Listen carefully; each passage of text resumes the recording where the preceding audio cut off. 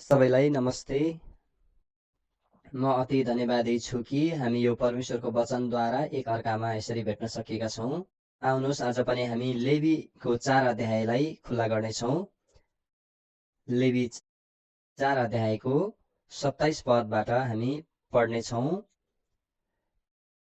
यदि समुदायका मानिसहरूमध्ये कसैले अजानमा पाप गर्छ र परमप्रभुले मनाइ गर्नुभएका कुराहरूमध्ये कुनै कुरा गर्छ भने त्यो दोषी हुन्छ। त्यसले गरेको त्यो पाप त्यसलाई प्रकट हुँदा आफूले गरेको पापको निम्ति आफ्नो भेटी स्वरूप निष्कोट बाख्री त्यसले ल्याउनु पर्छ। त्यसले पाप बलिको टाउकोमा आफ्नो हात राखोस् र होम बलिको ठाउँमा त्यो पाप बलि मारोस्। त्यसपछि पुजारीले आफ्नो औँलाले पाप बलिको रगतबाट केही लिएर होम बलिको वेदीका सिङहरूमा लगाउन् र त्यसको बाँकी रगत वेदीको आधारमा खन्याउन्। त्यसको सबै बोसो मेल बलिका बलिदानको बोसो झैँ त्यसले झिकोस् अनि पुजारीले परमप्रभुको निम्ति मिठो बास्ना हुनलाई त्यो वेदीमा जलाउन्। यसरी पुजारीले त्यसको निम्ति प्रायश्चित गर्नेछन् र त्यसलाई क्षमा हुनेछ। आत्मिक जीवनमा सबैभन्दा जरुरी कुरा के हो? आत्मिक जीवनमा सबैभन्दा जरुरी कुरा हामी र परमेश्वरको बीचको नाता हो। परमेश्वर र हामी बीचमा पापको समस्या भयो र त्यो पापको समस्याको कारणले गर्दा हामी र परमेश्वर बीचको सम्बन्ध ठिक रीतिले हुन सकेन। जब आज हामी आत्मिक जीवन जिउँदछौँ, आज मानिसहरू परमेश्वरमा विश्वास गर्छन् तर उनको जीवनमा पापको समस्या समाधान भइरहेको हुँदैन। जब उसको जीवनमा पापको समस्या समाधान भएको छैन भने त्यो व्यक्ति परमेश्वरको साथमा एउटा ठिक ढङ्गले नाता कायम गर्न सक्दैन। यद्यपि येशूले हाम्रो पापहरू अनन्तकालको लागि क्षमा गर्नुभयो र प्रभुले हाम्रो पाप समाधान गरिसक्नुभयो, तर मानिसहरू यो कुरालाई बाइबलद्वारा जान्दैनन् र आफ्नो तरिकाले आफ्नो पापलाई समाधान गर्न कोसिस गर्दछन् र उनीहरू सोच्ने गर्छन् कि उनीहरूले कोसिस गर्ने हो भने उनीहरूको पाप समाधान गर्न सक्छन् र उनीहरू आफ्नो पाप समाधान गर्न कोसिस गरिरहन्छन्। जब उनीहरू आफ्नो पापलाई समाधान गर्न सक्दैनन् र पापी बनेर उनीहरू परमेश्वरको साथमा जीवन जिउन कोसिस गर्छन् र आफ्नो आत्मिक जीवनलाई समाधान गर्न कोसिस गर्दछन्।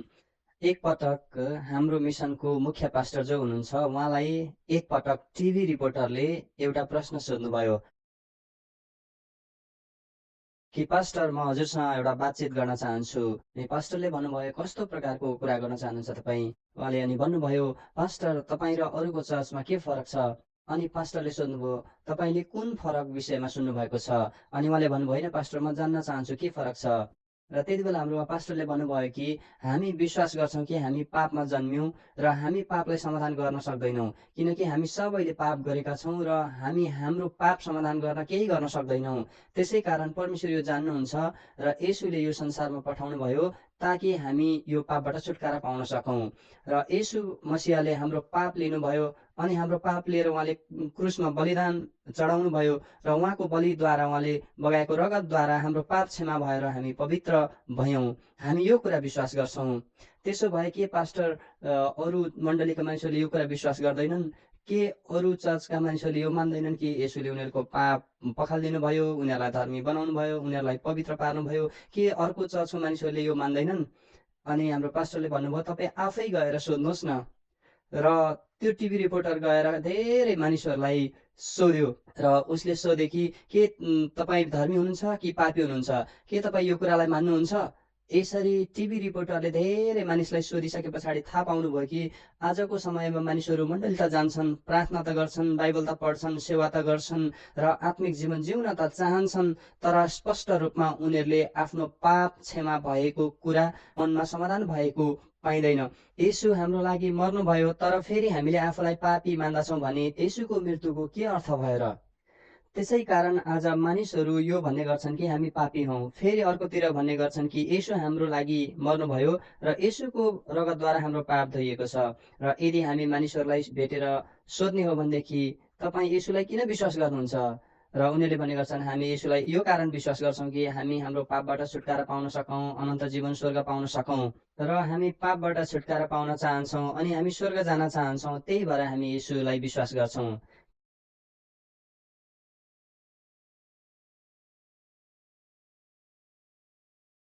के त्यसो भए तपाईँले यीशुलाई विश्वास गरेको हो भने तपाईँ पापबाट छुटकारा पाउनुभयो? के तपाईँ धर्मी हुनुभयो अनि अनन्त जीवन पाउनुभयो? यसरी सोध्ने हो भने मानिस स्पष्ट रूपमा जवाफ दिन सक्दैनन्। किन?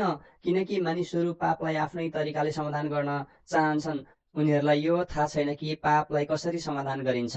जब हामी यो लेवी 4 अध्यायमा हेर्छौँ भनेदेखि स्पष्ट रूपमा जो आज हामीले पढेका छौँ कि लेवी 4 अध्यायमा प्रष्ट रूपमा लेखिएको छ कि जब कोही मानिसले पाप गर्दछ, उसलाई जब पापको ज्ञान हुन्छ, त्यति बेला उसले पाप समाधान गर्नको लागि परमेश्वरले के भन्नुभयो कि गएर तिमीले चाहिँ एउटा निष्खुट बाख्री लिएर आऊ र त्यो निर्दोष बाख्री आफ्नो पापको सट्टामा उसले लिएर आउनुपर्छ। र त्यस पछाडि जब उसले त्यो बाख्रीको टाउकोमा हात राख्छ, यसरी उसको पाप त्यो बाख्रीमा सर्छ र त्यसरी त्यो उसको पापको मूल्य त्यो बाख्रीले मृत्यु वरण गरेर उसले पापको मृत्यु भोग्छ र त्यस पछाडि उसको त्यो बगाएको रगत चाहिँ पुजारीले वेदीको सिङमा लगाउँछ अनि पुजारीले यसरी प्रायश्चित गरेर उसको पाप क्षमा हुन्छ। त्यसो भए यहाँ एउटा प्रश्न उठ्छ कि किन त्यो बाख्रीको रगतलाई वेदीको सिङमा लगाउनु पर्छ त? र यो वेदीको सिङमा रगत लगाएर किन पापको क्षमा हुन्छ त? यसको लागि जान्नलाई हामी यिर्मया 17को 1 पद हेर्न जरुरी छ। जब हामी यो यिर्मया 17को 1 पदलाई हामी हेर्छौँ भनेदेखि यहाँ स्पष्ट रूपमा लेखिएको छ कि यहुदाको पाप फलामको औजारले कुदिएको छ, त्यो तिनीहरूका हृदयको पाटीमा र तिनीहरूका वेदीका सिङहरूमा चकमक पत्थरको टुप्पोले खोपिएको छ। कि यहाँ स्पष्ट रूपमा लेखिएको छ कि पाप कहाँ कहाँ लेखेको छ, जहाँ जहाँ पाप लेखेको छ र त्यो ठाउँमा यदि पाप मेटाउने हो भनेदेखि तब मात्र पापको समस्या समाधान हुन्छ।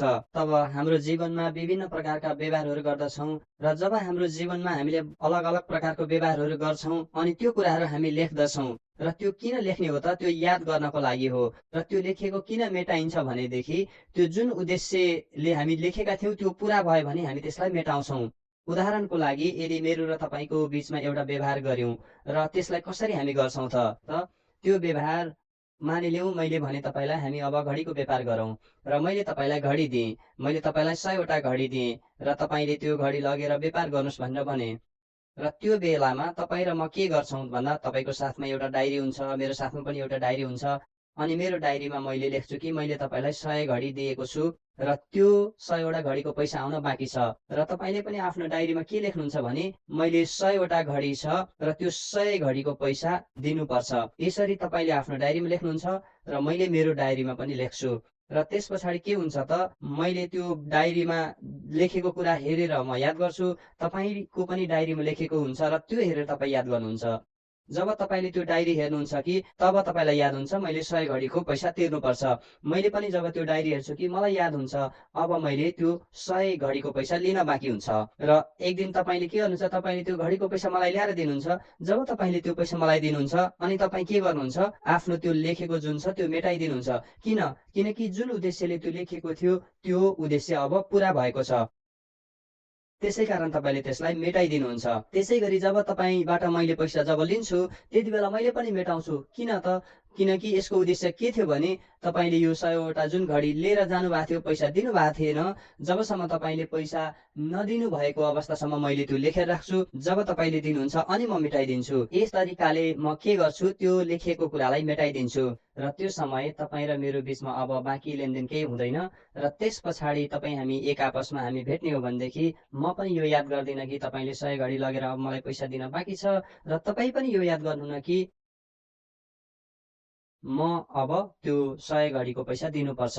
यसरी यो याद हुँदैन र किनकि हामीले त्यो सबै रीतिले कारोबार पुरा गरेका छौँ। त्यसो भए जब मानिसले पाप गर्छ त्यो मानिसको पाप कहाँ लेखिएको छ त? बाइबलमा यो प्रष्टसँग लेखिएको छ कि जब मानिसले पाप गर्छ त्यो 2टा स्थानमा लेखिएको हुन्छ।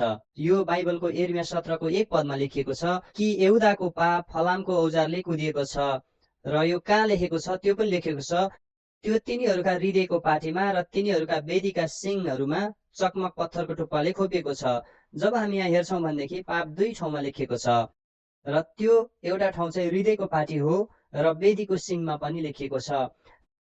र हृदय रूपी पाटीमा लेखिएको मतलब के हो? जब तपाईँले पाप गर्नुहुन्छ त्यो तपाईँको हृदय रूपी पाटीमा रेकर्ड हुन्छ र जब परमेश्वरले तपाईँले पाप गरेको देख्नुहुन्छ र जब तपाईँले पाप गर्नुहुन्छ त्यति बेला त्यो परमेश्वरको सामने कहाँ लेखिन्छ त? वेदीको सिङमा लेखिन्छ।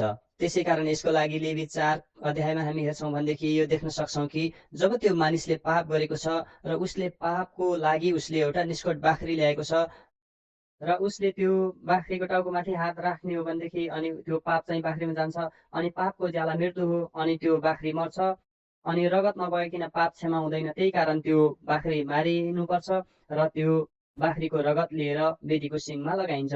यसरी त्यो संसारको पाप मेटाइन्थ्यो। त्यसै गरी तपाईँको आफ्नो मनको पाप कसरी मेटाइन्छ? जब तपाईँ विश्वास गर्नुहुन्छ त्यति बेला तपाईँको मनमा पनि त्यो पाप मेटिन्छ। जब हामी आफ्नो पापको विषयमा कुरा गर्छौँ भनेदेखि हाम्रो पापको लागि हामी केही पनि गर्न सक्दैनौँ। वास्तवमा हामी आफैले हाम्रो पापलाई मेटाउनको लागि केही पनि गर्न सक्दैनौँ। तर हामीलाई पापबाट छुटाउनको लागि त्यो जिम्मेवारी, हामीलाई पापबाट मुक्त गर्ने जिम्मेवारी यो सबै परमेश्वरले कसलाई दिनुभयो? प्रभु येशूलाई दिनुभयो।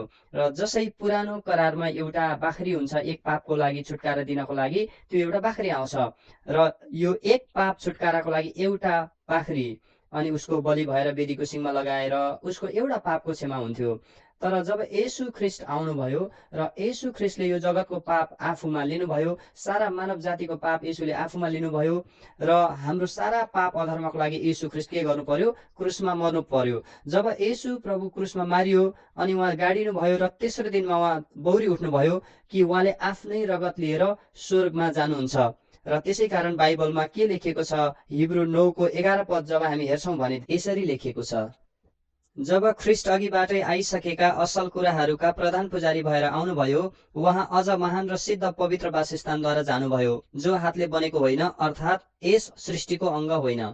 र यहाँ प्रभु येशू ख्रिस्ट आइसकेका असल कुराहरूका प्रधान पुजारी भएर आउनुभयो यसरी लेखिएको छ, उहाँ अझ महान र सिद्ध पवित्र स्थानद्वारा जानुभयो, जो हातले बनेको होइन, अर्थात् यो सृष्टिको अङ्ग होइन। र यहाँ दुईवटा पवित्र स्थानहरू देखिन्छ। एउटा यो हातले बनेको पवित्र स्थान जो पृथ्वीको हो र अर्को चाहिँ हातले बनाइएको होइन जो चाहिँ स्वर्गको हो। र एउटा यो सृष्टिमा छ र एउटा चाहिँ स्वर्गमा छ यो पवित्र स्थान। र यो स्वर्गको चाहिँ अझ महान अनि सिद्ध पवित्र स्थान छ। र प्रभु येशूले जो चाहिँ यो सृष्टिको अङ्ग होइन, जो हातले बनेको होइन, तर स्वर्गमा भएको महापवित्र स्थानमा जानुभयो। र हामी यो सृष्टिमा हेर्ने हो भनेदेखि मान्छेले हातले बनाएको अनि पृथ्वीमा भएको त्यो पवित्र स्थान देख्न सक्छौँ। यो चाहिँ सिद्ध छैन र यो चाहिँ पृथ्वीको हो। र यो पृथ्वीमा के हुन्थ्यो? त्यहाँ वेदी हुन्थ्यो अनि त्यो सिङमा मानिसले पापको क्षमाको लागि बाख्रीको रगतलाई लगाउने गर्थे।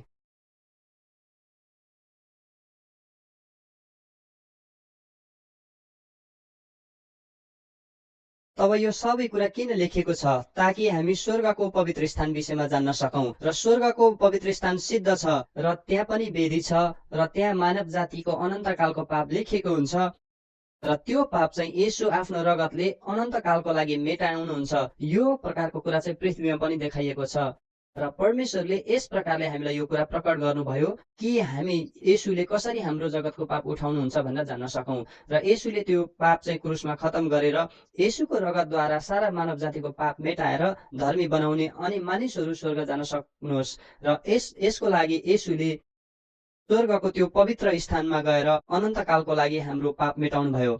र यो 12 पदमा हामी हेर्ने हो भनेदेखि बोका र बाछाहरूको रगतले होइन, तर आफ्नै रगतद्वारा अनन्त उद्धार प्राप्त गरिदिएर सधैँको निम्ति एकैपल्ट महापवित्र स्थानभित्र उहाँ प्रवेश गर्नुभयो। तब हामी यहाँ स्पष्ट रूपमा देख्न सक्छौँ कि पृथ्वीको बलिदान जो छ त्यो समयको बलिदान हो र त्यसै कारण यहाँ बारम्बार बलिदान चढाउनु पर्थ्यो। किनकि हामीले पाप गर्ने हो भनेदेखि त्यो क्षमा पाउने हो भने त्यो पुरानो भइहाल्थ्यो। उदाहरणको लागि आज मैले झुटो बोले र आज मैले झुट बोल्ने हो भनेदेखि यसको सजाय मृत्यु हुन्थ्यो र यो पापको सजाय मृत्यु दिनु पर्थ्यो अनि त्यो रगत बगाएर क्षमा पाउनु पर्थ्यो। त्यसै कारण परमेश्वर मलाई के भन्नुहुन्छ? त गएर एउटा निष्कट बाख्री लिएर आइज। अनि म त्यो बाख्री लिएर आउँछु अनि त्यो बाख्रीको टाउकोमा हात राख्छु अनि त्यो बाख्रीलाई मृत्युदण्ड दिइन्थ्यो अनि त्यो बाख्रीको रगत चाहिँ वेदीको सिङमा लगाइन्थ्यो। त्यसरी त्यो बेलामा त्यो मेरो पाप क्षमा हुन्थ्यो। तब मैले फेरि दोस्रो पटक पाप गर्ने हो भनेदेखि, किनकि हामी यो पृथ्वीमा हामी जिउने हो, त्यसै कारण यो पृथ्वीको बलिदान चाहिँ समयको हुन्थ्यो। त्यसै कारण हर समय निरन्तर बलिदान चढाउँदै जानु पर्थ्यो। तर स्वर्गमा जो बलिदान छ त्यो स्वर्गको बलिदान चाहिँ येशू प्रभु आफै हुनुहुन्छ, र स्वर्गको पवित्र स्थानको लागि बलि चाहिँ येशू ख्रीष्ट आफै हुनुहुन्छ। र त्यसै कारण येशूले नि जब बलि गर्नुभयो, जब येशूले पाप खतम गर्नुभयो र येशू कसरी स्वर्गमा जानुभयो यो कसरी लेखिएको छ, उहाँ चाहिँ बोका र बाछाको रगतहरू लिएर होइन। जब बोका र बाछाको रगतद्वारा हाम्रो छुटकारा हुन्थ्यो, त्यो चाहिँ कतिवटा पापको छुटकारा हुन्थ्यो, एउटा पापको लागि मात्रै, त्यो समयको लागि हुन्थ्यो। त्यसकारण फेरि हामीले दोस्रो पाप गर्ने हो भने दोस्रो बलि चढाउनु पर्थ्यो, फेरि पाप गर्ने हो भने फेरि बलि चढाउनु पर्थ्यो। हामी यस्तो मान्छे हौँ जो निरन्तर पाप गरिरहन्छौँ, त्यसै कारण हाम्रो लागि निरन्तर बलि चढाउनु पर्थ्यो। बलिको अलावा दोस्रो कुनै उपाय थिएन। प्रार्थनाद्वारा पाप क्षमा हुँदैनथ्यो, उपवासद्वारा पाप क्षमा हुँदैनथ्यो। त्यसै कारण निरन्तर बलि चढाइनु पर्थ्यो मानिसको पापको क्षमाको लागि। तर येशू ख्रीष्टले के गर्नुभयो, उहाँ एकैचोटि महापवित्र स्थानभित्र प्रवेश गर्नुभयो। उहाँ बोका र बाछाहरूको रगतद्वारा होइन, उहाँले आफ्नो रगत लिएर उहाँले एकैपल्ट महापवित्र स्थानमा प्रवेश गरेर, जो स्वर्गको वेदी छ जहाँ सिंहमा हाम्रो पाप लेखेको छ, त्यहाँ उहाँले आफ्नो रगत लगाएर हामीलाई अनन्त कालको लागि छुटकारा प्राप्त गरिदिनु भयो। तसर्थ येशूले हामीलाई अनन्त कालको लागि छुटकारा प्राप्त गरिदिनु भयो। र यो स्वर्गको लागि एउटा अनन्त मन्दिर हो, र स्वर्गमा सबै कुरा अनन्त छ। त्यो अनन्त दुनियाँ, अनन्त बलिदान, अनन्त क्षमा, अनन्त रगत अनि अनन्त कालको लागि छुटकारा हामी यसरी देख्न सक्छौँ। र यो सबै कुरा परमेश्वरले हाम्रो लागि पुरा गर्नुभयो। जसै पुरानो नियममा हाम्रो पाप त्यो बाख्रीमा जान्थ्यो, त्यसै प्रकारले हाम्रो सारा पाप प्रभु येशूमा कसरी गयो, यो कुरा यदि हामी हेर्छौँ भनेदेखि मत्ती 3 अध्यायको 13 पदमा हामी हेर्न सक्दछौँ कि यहाँ के लेखेको छ त, तब येशू गालिलबाट यूहन्ना कहाँ तिनीद्वारा बप्तिस्मा लिन यर्दनमा आउनुभयो। र हामी यहाँ देख्न सक्छौँ कि यूहन्ना जो हुनुहुन्छ ऊ चाहिँ पुजारी हुनुहुन्छ र येशू चाहिँ थुमा हुनुहुन्छ। त्यसै कारण येशूलाई के भनिएको छ, परमेश्वरको थुमा। र यो यूहन्ना हारून वंशको पुजारी थिए। र यसै कारण येशू जब यूहन्ना कहाँ बप्तिस्मा लिन आउनुभयो, र यो चाहिँ येशूको मन फिराउनको लागि बप्तिस्मा थिएन। किन त्यसो भए यूहन्ना कहाँ येशू चाहिँ बप्तिस्मा लिन जानुभयो? जब येशू यूहन्ना कहाँ बप्तिस्मा लिन जानुभयो, यूहन्नाले रोक्न लागेको छ कि 14 लेखेको छ। तर यूहन्नाले यसो भनेर उहाँलाई रोक्न खोजे, बरु मलाई पो तपाईँबाट बप्तिस्मा लिन आवश्यक छ, र के तपाईँ म कहाँ आउनुहुने? र त्यो समय येशूले के जवाफ दिनुभयो? येशूले यो जवाफ दिनुभयो कि अहिलेलाई यसै हुन देऊ, किनभने यसरी नै हामीहरूले सबै धार्मिकता पुरा गर्नुपर्छ। तब यूहन्ना राजी भए। तब हामी यहाँ देख्न सक्छौँ कि यूहन्ना यहाँ येशूलाई बप्तिस्मा दिन रोकिरहेको छ। तर येशूले भन्नुभयो होइन, अहिलेलाई यसै हुन देऊ। यसो गर्नाले के हुन्छ, सबै धार्मिकता पुरा हुन्छ। सबै धार्मिकता पुरा हुन्छ यसको मतलब के हो त, सारा पाप समाधान गरिनेछ, सबै पाप समाधान हुनेछ। यस प्रकार हामीले स्पष्ट रूपमा देख्न सक्दछौँ। र त्यति बेला जब यूहन्नाले प्रभु येशूलाई बप्तिस्मा दिनुभयो, यसको मतलब के हो, यूहन्नाले सारा जगतको पाप येशूलाई दिनुभयो। त्यसै कारण यूहन्ना 1 अध्यायको 29 पदमा यसरी लेखेको छ, भोलिपल्ट उनले येशूलाई आफूतिर आइरहनु भएको देखेर भने, हेर संसारको पाप उठाइ लैजाने परमेश्वरका थुमा। जब पहिलो दिन येशूलाई यूहन्नाले बप्तिस्मा दिए, दोस्रो दिन यूहन्नाले येशूको बारेमा गवाई दिए कि हेर संसारको पाप उठाइ लैजाने परमेश्वरका थुमा। र हामी यशाया 53को 6 पदमा हेर्ने हो भने यो बारेमा स्पष्ट रूपमा लेखिएको बताइएको पाउन सक्छौँ कि परमेश्वरको वचनले कसरी बताएको छ त, हामी सबै भेडा चाहिँ बरालिएका थियौँ, हामी सबै आफ्नै बाटोमा लागेका थियौँ, तर परम प्रभुले उसमाथि हामी सबैको अधारमा हालिदिनु भएको छ। र बाइबलमा प्रष्टसँग लेखिएको छ कि हामी सबै भेडा चाहिँ बरालिएका छौँ, हामी सबै आफ्नै बाटोतिर बरालिएका छौँ, हामी सबैले पाप गरेका थियौँ, तर परमप्रभु परमेश्वरले हामी सबैको अधर्म उसमाथि हालिदिनु भयो। र हामी स्पष्टसँग बाइबलमा देख्न सक्छौँ कि परमेश्वरले हाम्रो सबै पाप कसमा हालिदिनु भयो, येशूमाथि हालिदिनु भयो। अब हाम्रो पाप हामीसँग रहेन, येशूमा चलेर गयो। जसरी यो लेवी 4 अध्यायमा त्यो पापीको पाप त्यो बाख्रीमाथि जान्थ्यो, अनि त्यो पापीको जग्गामा त्यो बाख्री मारिन्थ्यो, अनि त्यो बाख्रीको मृत्युद्वारा उसको पाप क्षमा हुन्थ्यो, त्यो बाख्रीको रगतद्वारा उसको पाप मेटाइन्थ्यो, र त्यो बाख्रीको रगत त्यो वेदीको सिङमा लगाइन्थ्यो, र यसरी त्यो पुजारीले उसको लागि प्रायश्चित गर्थ्यो, अनि त्यो पापीलाई क्षमा मिल्थ्यो। त्यसै अनुसार हामी यहाँ हेर्न सक्छौँ कि बप्तिस्मा दिने यूहन्नाद्वारा जब जगतको पाप येशूले आफूमा लिनुभयो र उहाँले त्यो क्रुसमा मृत्युसम्म जानुभयो, र दोस्रो दिन यूहन्नाले गवाई दिए कि हेर संसारको पाप उठाइ लैजाने परमेश्वरको थुमा। र यो समय येशूले लगातार प्रचार गर्न थाल्नुभयो। येशूले मानिसहरूलाई के प्रचार गर्नुभयो? हे छोरा, तिम्रा पाप क्षमा भए। र एक दिन यूहन्ना 8 अध्यायमा व्यभिचारमा पक्राउ परेकी स्त्री त्यहाँ आएकी थिए र त्यो व्यभिचारमा पक्रेकी स्त्रीलाई मानिसले पक्रेर ल्याएका थिए र त्यो स्त्रीले व्यभिचार गरेर पाप गरेकी थिइन्। र तर येशूले त्यो स्त्रीको पनि पाप आफूले लिनुभएको थियो र त्यो स्त्रीको पापको ज्याला मृत्यु पनि येशूले आफैले चुकाउनु थियो। त्यसै कारण येशूले भन्नुभयो, म पनि तिमीलाई दण्ड दिन्न। यो होइन कि त्यो स्त्रीले पाप गरेकी थिएन, तर त्यो येशूले त्यो स्त्रीको पापको पनि जिम्मा लिनुभयो। त्यसै कारण त्यो स्त्रीको पाप पनि येशूले आफूमा लिनुभएको कारण त्यो स्त्रीलाई पापको सजाय दिनु भएन। त्यो स्त्रीलाई येशूले पापको दण्ड दिनु भएन। जब हामी रोमी पुस्तकको 4 अध्यायको 25 पदमा हेर्छौँ भनेदेखि यहाँ के लेखिएको छ त? लेखिएको छ कि उहाँ हाम्रा अपराधहरूका निम्ति मारिनुभयो र हामीलाई धर्मी तुल्याउनलाई जीवित पारिनुभयो। र बाइबलमा यहाँ प्रष्ट लेखिएको छ कि उहाँ हाम्रो अपराधहरूका निम्ति मारिनुभयो र हामीलाई धर्मी तुल्याउनलाई जीवित पारिनुभयो। र येशू किन मर्नु पर्थ्यो त? हाम्रो पाप र अपराधको कारण उहाँ मर्नु पर्थ्यो। यो होइन कि हामीले पाप गरिनौँ, यो हामीले पाप नगरेको कारण हामी धर्मी होइन, यो हामीले पाप नगरेको कारण धर्मी हुने, पवित्र हुने अनि स्वर्ग जाने होइन। तर येशूले हाम्रो पाप लिनुभयो र येशूले हाम्रो पापको कारण उहाँ मारिनुभयो अनि हामीलाई धर्मी पार्नको लागि उहाँ जीवित पारिनुभयो। र उहाँ जीवित पारिनु भएर उहाँले हामीलाई भन्नुभयो कि तिमी अब धर्मी भयौ, अब तिमी पापी होइनौ। र येशूले अब हामीलाई भन्नुहुन्छ कि हामी धर्मी हौँ। र जब हामी त्यति बेला येशूको साथ एक मन हुन्छौँ, त्यसैलाई हामी बाइबलद्वारा विश्वास भन्दछौँ। र जब हामी मानिसहरूलाई भन्ने गर्छौँ कि म धर्मी हुँ, त्यति बेला मानिसहरूले भन्ने गर्छन्, के पास्टर, के तपाईँले पाप गर्नु भएको छैन? त्यसो भए तपाईँ कसरी धर्मी भन्न सक्नुहुन्छ? र म भन्ने गर्छु, होइन, मैले मात्र होइन, सबैले पाप गरेका छन्। रोमी 3:23 पदमा के लेखेको छ? किनकि सबैले पाप गरेका छन् र परमेश्वरको महिमासम्म पुग्नबाट चुकेका छन्। पाप सबैले गरेका छन्, सबै मानिस परमेश्वरको महिमासम्म पुग्नबाट चुकेका छन्, सबै परमेश्वरको महिमा रहित भएका छन्। त्यसो भए परमेश्वरले के गर्नुभयो? उहाँले अनुग्रह गर्नुभयो। त्यसै कारण बाइबलमा के लेखेको छ? परमेश्वरका अनुग्रहको वरदानले ख्रिस्ट येशूमा भएको उद्धारबाट तिनीहरू सित्तैमा धर्मी ठहरिएका छन्। त्यसो भए पापी कसरी धर्मी ठहर्याइन्छ? यहाँ बट लेखिएको छ, तर सबैले पाप गरेका छन् र परमेश्वरको महिमासम्म पुग्नबाट चुकेका छन्। परन्तु इङ्ग्लिसमा बट, यो चाहिँ ठ्याक्कै उल्टो अर्थ हो। तर परमेश्वरको अनुग्रहको वरदानले ख्रिस्ट येशूमा भएको उद्धारबाट तिनीहरू सित्तैमा धर्मी ठहरिएका छन्। र हामी सित्तैमा यसरी धर्मी ठहरिएका छौँ र परमेश्वरले हामीलाई धर्मी ठहर्याउनु भयो। परमेश्वर न्याय हुनुहुन्छ र परमेश्वरले हाम्रो सच्चा न्याय गर्नुभएको छ र परमेश्वरले हामी उप न्याय गरेर हामीलाई सित्तैमा धर्मी ठहर्याउनु भएको छ। जब हामी यो परमेश्वरको न्यायलाई स्वीकार गर्छौँ, जब परमेश्वरको न्यायसँग हामी एक हुन्छौँ, र यो चाहिँ येशूको साथ एक हुनु हो। यूहन्ना 8 अध्यायमा त्यो स्त्रीले व्यभिचार गरेको थियो, त्यो स्त्रीले पाप गरेको थियो, तर येशूले त्यो स्त्रीलाई दण्ड दिनु भएन, किनकि येशूले उसलाई उसको पापबाट मुक्ति दिनुभयो, येशूले क्षमा दिनुभयो, येशूले छुटकारा दिनुभयो। र त्यो बेला उसको मन के भयो? धन्यवादीले भरियो। र जब उसले येशूको मनसँग उसको मन भेट्यो, उसको व्यभिचारको लालसा, दोष, निन्दा, नकारात्मक यो सबै कुरा येशूले धोइदिनु भयो।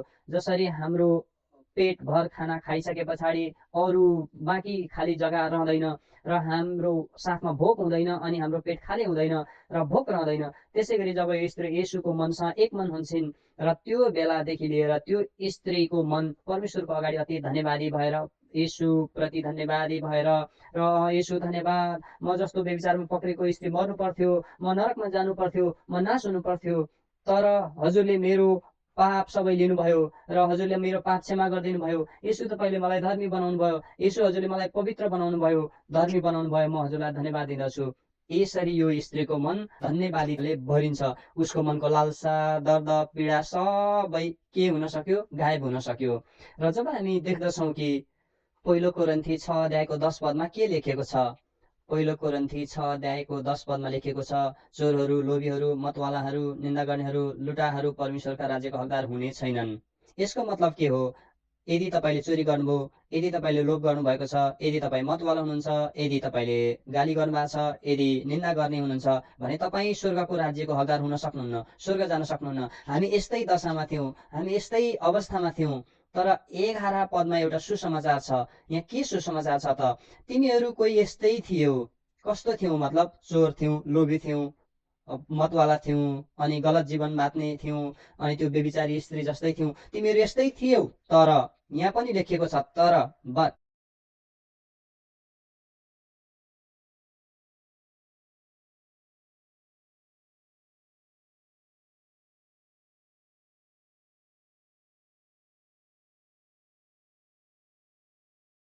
तर तिमीहरू येशू ख्रिस्टको नाउँमा परमेश्वरको आत्माद्वारा तिमीहरू निर्दोष ठहराइयौ, धोइयौ अनि पवित्र पारियौ। येशू ख्रिस्टद्वारा हामीलाई धोइयौँ, पवित्र पार्यौँ अनि निर्दोष ठहराइयौँ। र वास्तवमा एक दिन मैले यो सत्यलाई जान्न सकेँ, म जस्तो झुट बोल्ने मान्छे, मैले चोरी गरेको छु, पाप गरेको छु, म जस्तो मान्छे स्वर्गमा जान सक्दिनँ, म यस्तो सोच्थेँ। र म चर्चमा गएर यही सोच्ने थिएँ, मैले त पाप गरेको छु, म जस्तो पापी कसरी स्वर्ग जान सक्छु, मैले झुट बोलेको छु, मैले चोरी गरेको छु, मैले गलत गरेको छु, म जस्तो पापी कसरी स्वर्ग जान सक्छ। होइन होइन, म जस्तो पापी स्वर्ग जानै सक्दैन, म जस्तो पापी स्वर्ग जान सक्दैनथे। म पनि लामो समय यस्तो मनद्वारा जिएँ। तर एक दिन परमेश्वरले मलाई के जान्न दिनुभयो भने, येशू ख्रिस्टको रगतले मेरो सबै पाप धोइएको छ। येशूले मलाई धोउनुभयो, येशूले मलाई धर्मी पार्नुभयो, येशूले मलाई पवित्र पार्नुभयो। र परमेश्वरको आँखामा म पापी छुइनँ। परमेश्वरको दृष्टिमा अब म दोषी छैन, म निर्दोष हुँ। मेरो पाप धोइएको छ, मलाई धर्मी ठहराइएको छ, मलाई पवित्र ठहराइएको छ। यो सत्य मेरो मनमा आउन सक्यो र मेरो मन सारा दोष र पापबाट स्वतन्त्र हुन सक्यो।